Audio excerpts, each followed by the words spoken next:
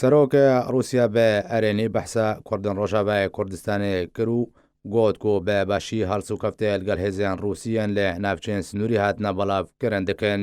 ڤلادیمیر پوتین سەرۆک رووسیا تەکەس کرد کە هێزیان رووسیان لە ناوچەین سنووری ناوبەرە تورکیا و سووریا دەهاتنە بەڵاوکردن ji بۆی پاراستنا کوردان هاتنە بەڵاوکردن.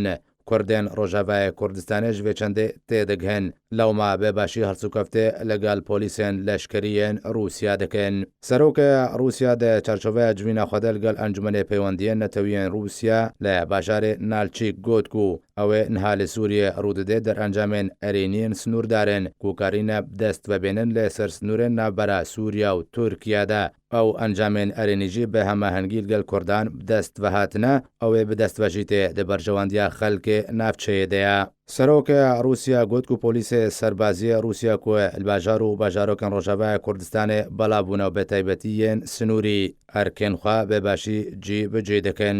Di dawiya gotina xwe de Serokê Rûsya tekez kir ku berdewam û di dirêjeya dîrokê de peywendiyan Rûsya û gelê Kurd gelek baş bûn û niha jî di baştirîn ez de ne. Serokê Rûsya tekezî jî li ser perepêdan û bihêzkirina peywendiyan li gel gelê Kurd kir bi peywendiyên dîrokî û bihêz û gelek baş binav kirin.